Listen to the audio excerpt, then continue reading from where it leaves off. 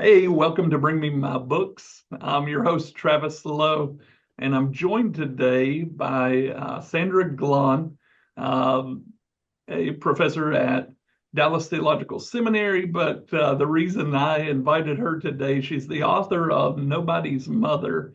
And I can't tell you how excited I am to talk to her today. I'm kind of having a little bit of that like fanboy type experience. It's always one of my Travis. favorite things in the world to talk to authors whose books have really impacted me. And so, Kind. Sandra, I want to welcome you to the podcast. Thank you so much. How kind. Yeah. And your book really has, I was telling you before we started that I wasn't real familiar with your work before this book, and it just started coming up on my feeds. I believe it seemed to really get a lot of capture a lot of attention, a lot of press.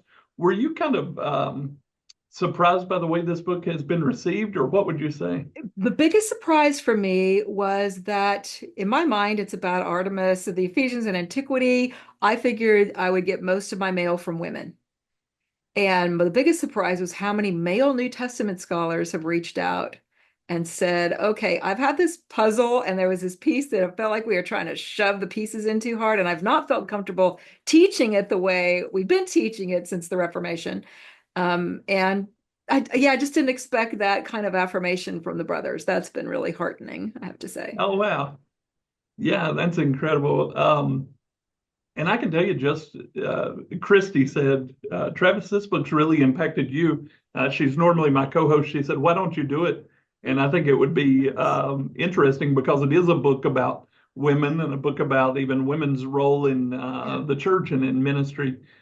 She said, but I think it'd be good for it to be engaged by you who really enjoyed this book, and you're a guy, and kind of what was yeah, that draw? So awesome. it's neat to me to hear that there's been lots of other guys that have kind of Yeah, been captured by this argument and by the case that you make. thanks. Yeah. Um, I wanted to start. The title of the book is Nobody's Mother, and we'll get into kind of what it's about, the argument, the historical record. But reading the introduction, I realized that the title of the book, it kind of engages the fact that Artemis was this celibate goddess, single, Yes. not really, she never had children. Um, and that's part of what the title's about. But at the same time, the title maybe has a little bit more of a personal meaning to you. And I was wondering if you would maybe just lay out, sort of like you did in the introduction, your story around motherhood and maybe your draw to this Sure. particular I, story. I would be happy to. So I'm the fourth of five kids. If you have seen Sound of Music, whether it's the, Julie Andrews version or the Carrie Underwood version, you have this fabulous mother, and she's just awesome with kids. And that was my mom. And so my aspiration was to be a mom with a house full of kids. And then I became an evangelical Christian when I was 14, and then the Christian subculture really supported that as a good and holy calling. So when I married my high school sweetheart and we went to start a family and we hit the brick wall of infertility, it wasn't just an emotional, financial, ethical crisis for us, or marital crisis. It was a spiritual crisis for me because I had no other vision for what a godly woman is supposed to aspire to. And I would read in First Timothy that she will be saved through childbearing. And I knew that some people, like in Romania, believe that a woman is saved by having children. And that's not what my church taught, but the churches I attended did really emphasize that it's saying if you have gifts of teaching, they should be channeled into your nuclear family. And so you can imagine, like, well, I wanted that. I was trying to make that happen. And we had a decade of infertility and pregnancy loss. In the end, we had seven early pregnancy losses, and then one of those was an ectopic. And then we had three failed adoptions where we worked with the birth mother. We think we're going to have a baby. Two of those, the birth mother changed her mind 3 days before Christmas, 2 years in a row. And so it's like it was not for lack of trying that my husband and I, were trying for me to be a mother. And so what that did was it sent me back to the biblical text to say, this can't be an accurate understanding. or if it is, it needs to be nuanced. What's going on here? So, and I'm living in the South. I'm living in Texas, but I'm an Oregonian by birth. My husband's from the East Coast, and so this sort of thinking wasn't deeply ingrained in the subculture of the states we came from, but it's much more ingrained in the South. And then we started doing some international missions. And I saw how ridiculous it would be to tell a woman that her primary role is in the hut and her husband's job is out of the hut when she's going to the market to sell her eggs. And that's considered a godly woman to be Right. helping the economics of her household. That's a good woman who's got a good garden, and it's overflow. So there were cultural factors that I was looking at there. I didn't believe a woman should even go to seminary, let alone, today I am a seminary professor. So you can imagine the character arc that had to happen. But it was because I had to go back to the text, the biblical text, starting on day one in the garden and trace it all the way through, asking, what have I picked up that was Christian subculture? What have I picked up that was American Southern culture? And how much of this has been even Western eyes looking at the text? It's an honor shame culture text, and we're much more obedience, disobedience, hierarchy kind of text. So that started it, was really my journey. It wasn't because I was planning on writing it for anybody. I wasn't expecting to, make a ministry of it. I had to know for myself. I honestly didn't care that much where I ended up. I just needed to know, where's the line? Am I a pushy broad or you go girl and you're going to be accountable for gifts you're not using? Like, I just got to know. So I was looking at the text I mentioned, saved through childbearing, and that's in First Timothy. So it's in Paul's instructions to Timothy. And so a big question was, okay, what's Timothy's context? And in First Timothy, like the third verse, Paul says, I left you in Ephesus to teach certain people not to teach false doctrine. And then I went over to asking, well, what's the context in Ephesus? And I didn't have to look to the Ephesus inscriptions initially. All I had to do was go to the book of Acts and see that there are a couple of really major forces in Ephesus. One big, magic brouhaha when Jesus Christ is proved stronger than the magicians and they burn their expensive books. But the other is that Paul is teaching gods that are made by hands aren't gods at all. And that really upsets the trinket seller, the souvenir sellers in Ephesus who are making souvenirs of Artemis of the Ephesians. They're making there's good trade. It's the economy, stupid. And so they get up in arms and start a big, I wouldn't call it a riot. There wasn't violence, but the whole city's rushing into the theater, which is still there. In fact, people perform there till Sting, and then I guess they wreck some rocks, and after that, nobody performs music there anymore. But it has great acoustics, and it's a huge place, and you can still visit. And you walk in and go, okay, this was a big crowd. If they're filling this place chanting for 2 hours, great is Artemis of the Ephesians. So I wanted to know, okay, who was Artemis? What were the forces that Timothy is fighting here? And I had always sort of heard that Artemis is a fertility goddess, and Right. maybe she is in other cities. I don't know. I'm not an expert on those. I can say for sure that Artemis in Ephesus at the time of the earliest Christians is a confirmed celibate hunter, very much like we see in Wonder Woman.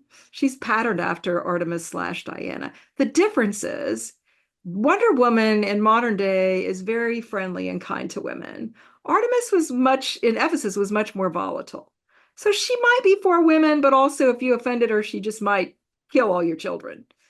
Uh, so so you can see where the intersection of my story, the text, needing to have some answers, all sort of came together in asking who is Artemis. And it's no secret. It is the book title. She's nobody's mother. She's not a fertility goddess. In fact, she is the exact opposite.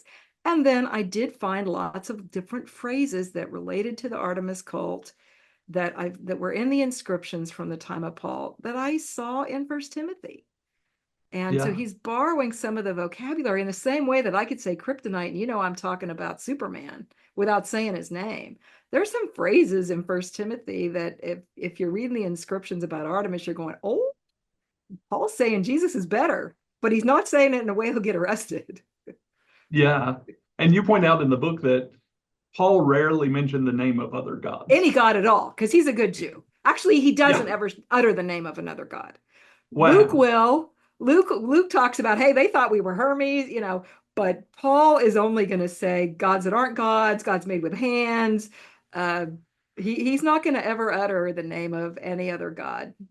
Yeah. So when people use that, say, well, obviously, if Paul was talking about Artemis, then he would have mentioned Artemis. No, he wouldn't have. No, He he would have would actually not. gone out of his way not to. That's right. If you think about what he does, what happens in Mars Hills, 2 chapters before the Artemis section in Acts, he goes into Mars Hill, and if you stand on that hill today, the backdrop is the Acropolis of Athena. I mean, it's just right there. It would have been in their sight as he's looking. And you look down off of Mars Hill, and there's still lots and lots of altars to gods that remain. They're crumbled, but they're still there. And Paul finds a way to say, I perceive you're very religious. He doesn't say, you got Athena behind me, you got Zeus in front of me. And he even finds something to compliment them on, which I find fascinating when you might expect him to go, do you see all these lies around me? In that particular city, he doesn't do that. He said, even your own poets, say God Yeah. is near. And it was so engaging the way that you shared your research because I didn't realize. So I'd heard the name Artemis. I knew that there was a god in Ephesus that was worshipped by that name, but I didn't realize the historical record. There's a lot of historical record about There Artemis is. and this picture of her as kind of the hunter, the Yeah. even the story of her birth. There that kind of plays in because there is Yes, something it does. around child delivery Correct. that seems to be tied to her. But the fact that I think the story is that she kind of delivered her twin brother is Yeah, the story. Apollo.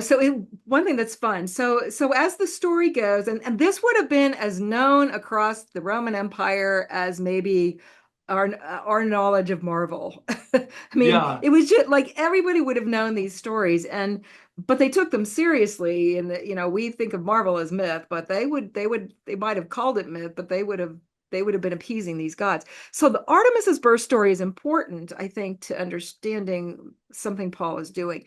So her father is Zeus, who's the big daddy god. He's the most powerful one, and Zeus is married to Hera, but Zeus is a cheater. In fact, my editor said your next book should be everybody's father, Zeus in antiquity in the New Testament. Okay, so Zeus is cheating with a goddess called Leto, and Leto gets pregnant with twins, and she floats all over the empire looking for a place to deliver, and nobody wants to give her refuge because they don't want to hack off Hera, because Hera's pretty powerful. And finally, she finds a little grove outside of Ephesus called Ortygia, and she gives birth. And the story varies. Homer tells it one way. Sometimes, it's 9 days, some days it's 6 days, but she rides for at least half a week, usually more, uh, giving birth to Apollo. So Artemis is born first. She's the firstborn in this creation story. And then gods and goddesses are born, I call them like bonsai people, in that they're fully grown with full use of their faculties. They're just tiny. So she's born fully intelligent. And she's not like a cherub or a little infant. She's like a little tiny grown person. And she assists her mother in childbirth. So the Ephesus myth related to her really emphasizes childbirth in the way Artemis in other cities isn't. And the analogy I like to use is that Lady Liberty in New York Harbor. We have the same statue in Paris, but only one of those two is connected with immigration because of the city's connection and their thinking of the story. So there's something very similar is happening with Artemis in Ephesus. In that city, she's very connected with the birth event. And interestingly enough, I did a search to find out how many times is her brother mentioned in Ephesus. And I came up with zero. It's like the oh man wow, does not exist. He's got his own city, but this is Artemis's city.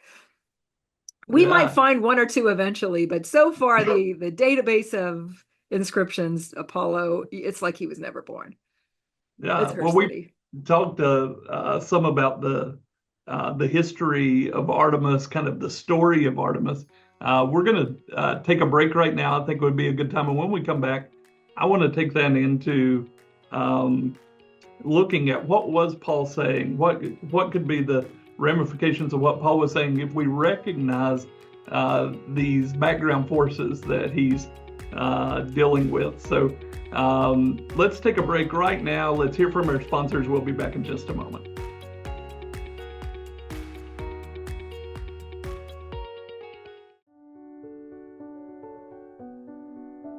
Situated in Bluefield, West Virginia, the Hopewards Writers Conference seeks to equip and encourage their patrons to tell stories of hope. This year's conference will focus on the question of living between cultures and the unique potential it holds for creativity. The conference will offer many exciting guest author speakers this year and can't wait to learn what God has been speaking into their lives. Come with us and help us tell stories of hope. LifeSprings Resources is committed to providing innovative learning resources for the local church. Our products reflect our commitment to the development of new and innovative ways to experience scriptural truth. Whether you're looking for material for your small group, need new curriculum for Sunday school, or you're just trying to stock up on church supplies, we've got you covered. Look for us online at lifespringsresources.com or call us at 1-800-541-1376, and our friendly customer service team will be happy to assist you.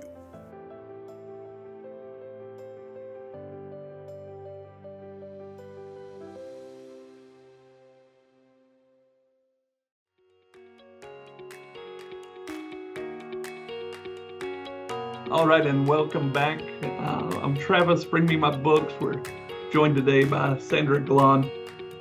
Sandra, we've talked some about who Artemis was, kind of her background story, but then also her background story in relation to Ephesus in particular.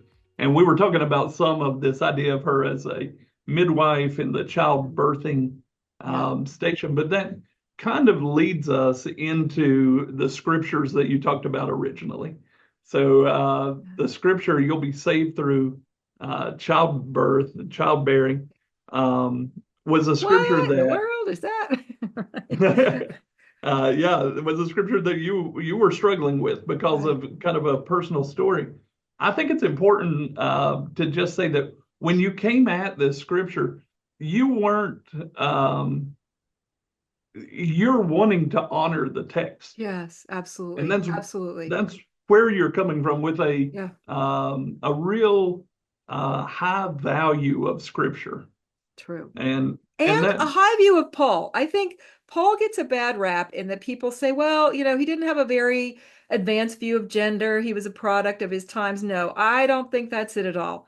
If Paul was steeped in scripture himself, which he was very, he would have had Genesis memorized in the Hebrew. And yeah he would have known male and female are imaging God. And so I think he gets a bad rap there. So I did sort of come with the perspective that I have a hunch Paul is going to be a friend if we figure out what he's really saying and not the jerk he's been made out to be. yeah, and you would get some pushback even starting down this path. So if you Correct. start saying Yeah. maybe Paul's saying something more, and one of the pushbacks that you address in the book is, well, maybe we should just rely on the historical stance of the church. And I thought it was brilliant. You said, yes, we do need to deal with the historical stance of the church. Yeah, And we do. you really kind of caught me off guard there, but it was so good for me.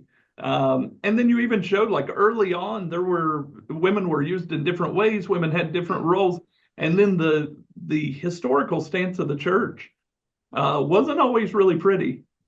Um, So the word complementarian really came about in the last half century yeah, because traditionalist was a word we had to move away from when we were looking at the tradition and how filled it was with voices we trust on the Trinity, saying things like, woman is not made in the image of God. She's the devil's gateway. She's a seductress. Horrible things about woman. And assuming that's what the biblical text said, and Aquinas I love Aquinas. I take students to Orvieto, Italy. We go to his church. I'm not down on Aquinas. I wouldn't trust him on gender. The same would be true with Augustine. Augustine was a sexually broken man.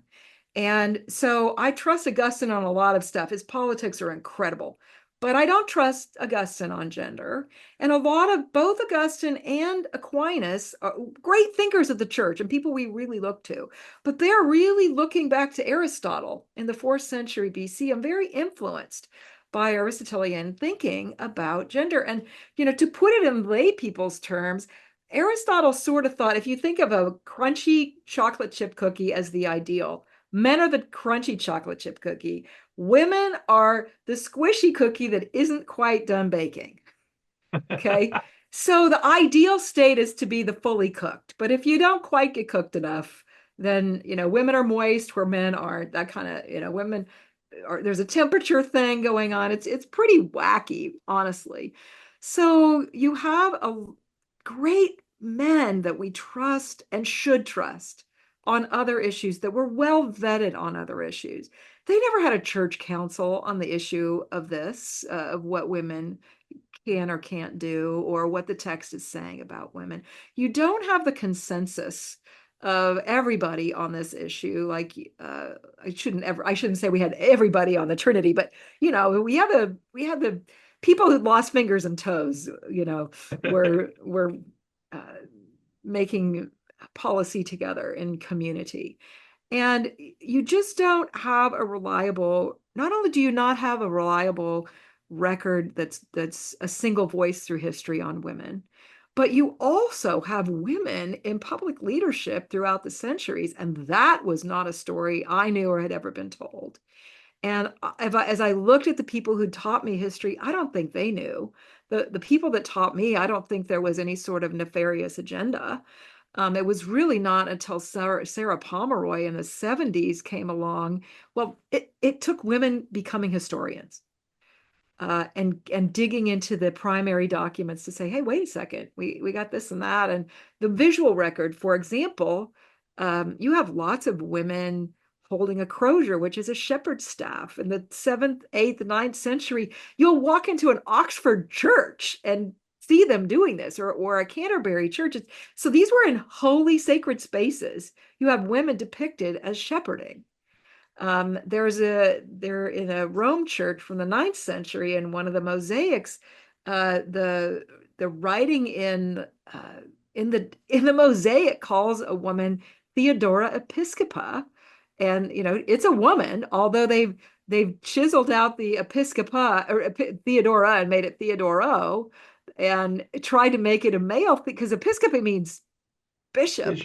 But in the same church elsewhere, they didn't catch that the same name is listed. And so we know that it actually was Theodora initially. There are these elements in the visual record, there are elements in the written record, and it would make sense if the church fathers had been of one voice, saying women are made in the image of God, but they're not supposed to be speaking. And women have never, until the women's movement in the United States in the 1950s, cared about this. If those two things were true, that would be very heavy. It would be something we would have to look at. Neither of those are true. And if Jesus is the truth, we shouldn't be afraid of where the truth leads us. We should love the truth more than we love our interpretation of the truth. Yeah.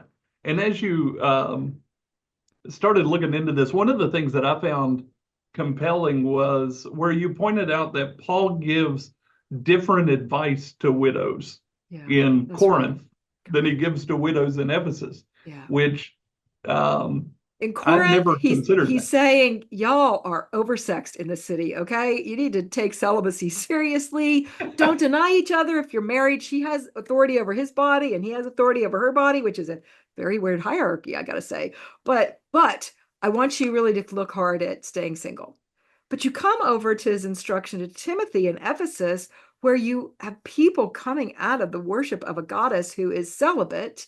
And we know there are lots of single widows in his church because Paul has to divide them into 3 different groups, to get fed. There are so many of them. And in that context, he says, I want the younger widows to marry. That's not the same advice. And I don't think Paul contradicts himself. I think he's too smart to do that. I think he's too Christ-like to do that. I think you have two different cities with different dynamics, and they're out of kilter in both cases in different ways. And Paul is a great missiologist talking about how Jesus is better. And so he's going to contextualize what is needed in that context to become all things to all people. Yeah. And as you started looking into this, what were some of the things you concluded? What were some of your conclusions around this verse, around this particular passage? Well, the first thing I noticed was he doesn't start with talking about I'm not allowing a woman, or it could be translated wife, to teach a husband or man. Like that's a whole interpretive thing. But he doesn't start there. He actually starts with I want the men in every place to raise holy hands, not being angry, which I kind of went, that's really interesting because we take very literally women not speaking. But I'm in a church that if guys are raising their hands, like they might be Pentecostal and suspect, right? So I'm like, in the same context, we are being different layers of literal. But he starts with the men before moving to the women, which suggests that either there's something going on with husbands and wives or something with men and women that is causing conflict in the church, because Paul is giving sex-specific advice to Timothy to address this issue. Another thing that I observed and had to have sort of a shift of thinking was I had been taught that since Paul says Adam was first, that was a principle of male firstness. And that is why women had to be silent. The challenge with that is if he's rooting it in the pre-fall narrative of Genesis, then it should be true for everyone for all time. If it's still true in the church age, why in the world is God raising up Miriam a prophet, Huldah a prophet, the daughters of Philip that are prophets, Anna a prophet, Mary a prophet? And even in 1 Corinthians 11, where whatever it's saying about head coverings, he's assuming when women pray and prophesy in the gathered assembly, they need to do something about their hair. Like that, it's not a matter of debate that women are speaking on behalf of God in the public setting in the church age. So I was having trouble reconciling this idea that it's rooted in creation, that women are to be silent because Adam was first. But Paul says something, what is he saying? What is his logic of Adam was first? Well, then when I started uncovering Artemis called first, and the first throne and the first, I'm like, oh, what if Paul's correcting a creation story with the true creation story?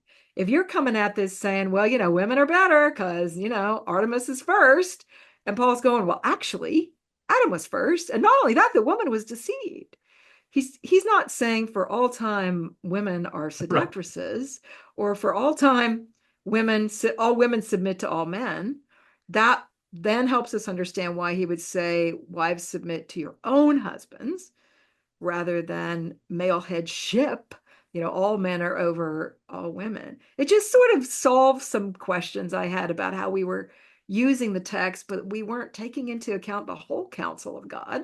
The whole scripture has to fit in the puzzle. And we can't just ignore certain pieces.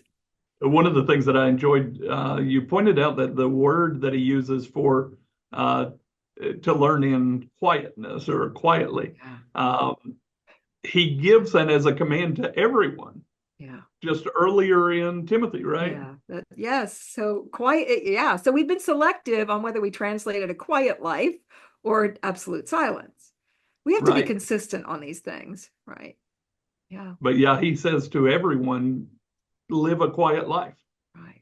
And then, so when he brings that up again, uses the same word and we translate it differently because apparently there's something about the way it's either wives or women, about the way they're learning that is not appropriate. And he's saying, I want an attitude change. I want a demeanor change here. So there's definitely a problem that he's addressing. The question is whether he's giving a principle that silences women in the church for all time. And that's hard to reconcile with some other passages. Yeah.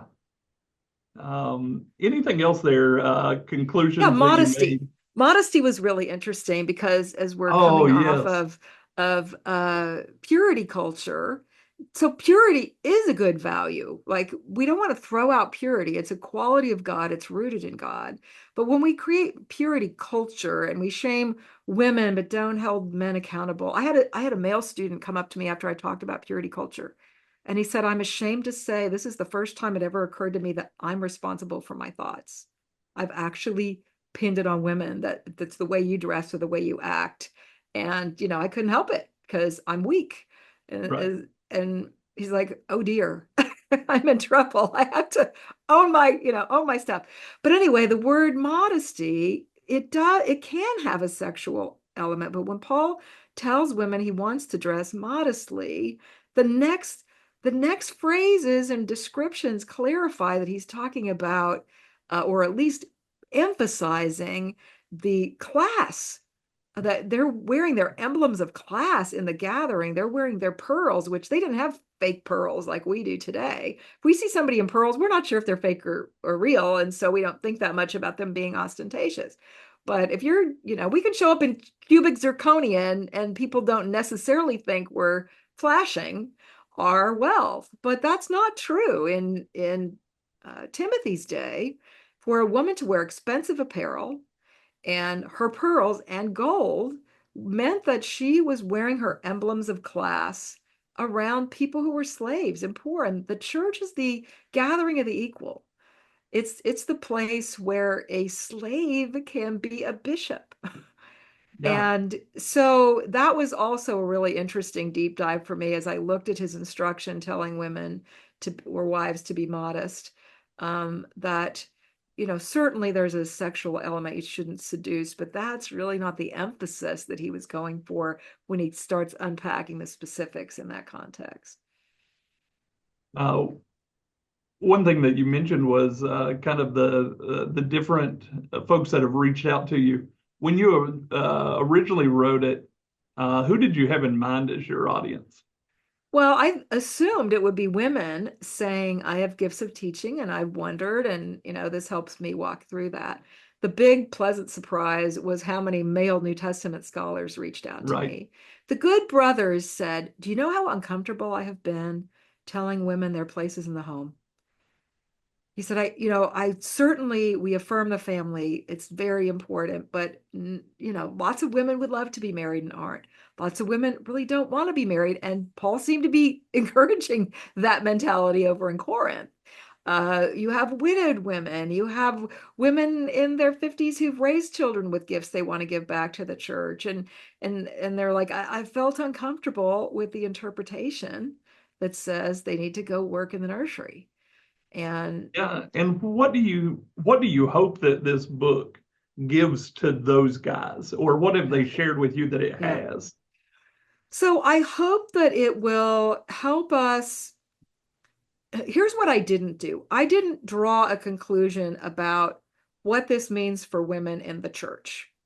I drew observations and challenged our current interpretation. I set out to find out who's Artemis. I'm convinced she is not a fertility goddess. What are the ramifications? I think the ramifications are we need to go back to the text and do better interpretation. And I think that where radical feminists get it wrong is if you're thinking that girl power without men is the ideal, you've missed it. But also, I would say that while we've been guarding the front door of the church against feminism, we've been leaving the back door wide open to misogyny. And both of those are capitulating to culture. And we've only warned against capitulating to feminism, and which we haven't really even defined. We need Right. to define because it's like calling somebody an evangelical. You're like, what kind are you talking about here? Right? Right. But anyway, the idea that we've warned people that women are going to go after power while not acknowledging that the culture actually, like, we've never had a female United States president. We are really not in a feminist culture. We have feminist influences in our culture, but the C-suite is still mostly men, and the power is mostly held by men. And I'm not railing against that. I'm just saying, but let's be honest about Right. capitulating to culture here and what influences are happening. Yeah. And what I kind of took away from it, like you said, you didn't come to the place of drawing lines or coming to say this is what this means for this. But what I feel like you've done is you've helped to push the conversation forward. I hope so. Thank you. I Yeah, hope so. you've helped to kind of give something that I can kind of grab onto and to look at this from a different point of view. And I really appreciated throughout the book, you would say, now we haven't came to a conclusion on this. There's still a lot of questions around this. There's still a lot of ways that you could look at this. But I think it gave me personally, and I can only speak to myself, um, but it gave me this sense um, that we can faithfully, with a high view of Scripture, wrestle with these type of passages. Yes. And maybe the reason we haven't is because we were lacking the information we needed to get to that place. Maybe so, but also some of us have lacked courage. We've had Right. hunches, but you pay a high price when you challenge the status quo interpretations. And Right. the last thing somebody who loves Scripture and loves Jesus, wants to be called as a liberal. Right. Right? I mean, that's the kiss of death to a ministry. But also, again, if Jesus is the truth, then we gotta have courage with the text and say, hey, I don't Yeah. think we're being faithful to Scripture here.